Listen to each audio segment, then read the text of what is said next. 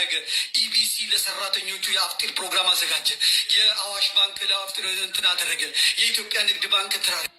አየር መንገዱ የኢፍጣር ፕሮግራም አዘጋጀ። የእንትና ክልል ኢፍጣር አዘጋጀ። በመንግስት ኢፍጣር አዘጋጀ። የአብይ ጾም የሚባል የለም። ዜናውን በሙሉ እስላም ሞቹ ከጀርባ ስላሉ አሰብና ቀይ ባህርን ተቆጣጥሮ የኤደን ጎልፍ የሚባለውን የራሱ አድርጎ 80% የዓለም ትሬዲንግ የሚመላለስበትን ተቆጣጥሮ ሂዋን ቢ ፓወርፉል ለሚኒክሱ ኮንከር ያደረገለት ጀለብያ ወጥቶ ለብሶ አላህ አክብር ነው የሚለው። አብይንም አጥፍቶ አህመድ አሊ ነው የሚባለው ስሙ። ዘመድኩን ነቀልና ሌሎች መሰል ነቀል ኦርቶዶክሶች የኢትዮጵያን ኦርቶዶክስ ማህበረሰብ ስሜት የሚኮረኩሩት የኢትዮጵያ ሙስሊሞች እኮ በኢትዮጵያ እኩል መብት አገኙ፣ እኩል ዜጋ ተደርገው ተቆጠሩ፣ ለምን ዝም ትላላችሁ? እንደ ድሮ እንጨቁናቸው እንጂ እያሉ ነው የሚጣሩት። ይችን ሴትዮ እንደሰማችኋት የትግራይን ኦርቶዶክስ እና የአማራን ኦርቶዶክስ ለጦርነት ለማነሳሳት ስሜቱን ለመኮርኮር ጭራሽ አብይ እስላም ነው እያለች ስትዋሽ ነበረ። አብይ እንደሚታወቀው ሙስሊም አይደለም፣ የፕሮቴስታንት ሃይማኖት ተከታይ ነው። ይህንን የአሜሪካ መንግስት ራሱ ያውቃል። ባለፈው ፍራንክሊ ግራሃም የተባለው የትራምፕ የነብስ አባት ወደ ኢትዮጵያ የመጣው የኢትዮጵያ ፕሮቴስታንቶች ጴንጤ መላጣ መቀበሪያ አጣ እየተባለ መቀበሪያ የሚከለከል ህዝብ ነበረ።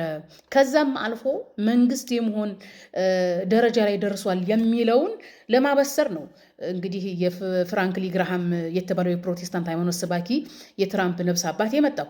በኢትዮጵያ ደረጃ የኢትዮጵያ ኢቫንጀሊካኖች በተለይም የኦሮሞ ፕሮቴስታንቶች ሆን ብለው ነው ራሱ አብይን ራሱ ወደፊት ያመጡት። ምክንያቱም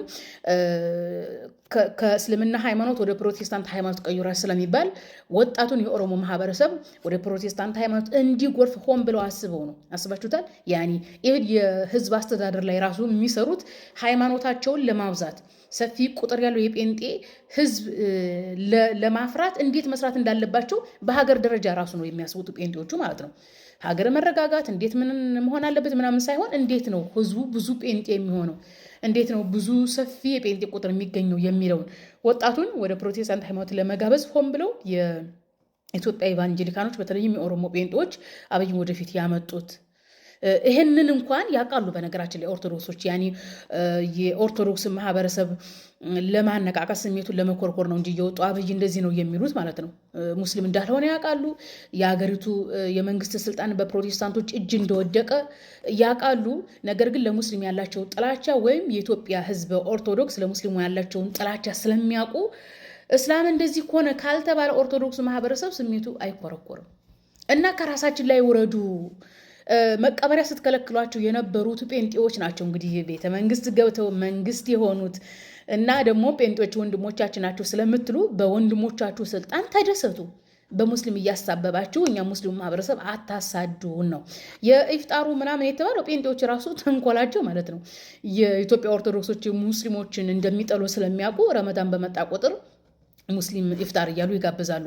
ሌላው ዘመድኩን ነቀለ ለሁዳዴ ምናምን ላልከው ህግና ስርዓት የላችሁም። ያኔ እናንተ መቼ እንደምታፈጥሩ መቼ ስሁር እንደምታደርጉ አይታወቅም። የኛ ስሁራችንም የታወቀ ነው፣ ኢፍጣራችንም የታወቀ እና ተመሳሳይ ሰዓት ነው። እናንተ ጋር አንዱ በሆነ ሰዓት ይፈታል፣ አንዱ በሆነ ሰዓት ይፈታል።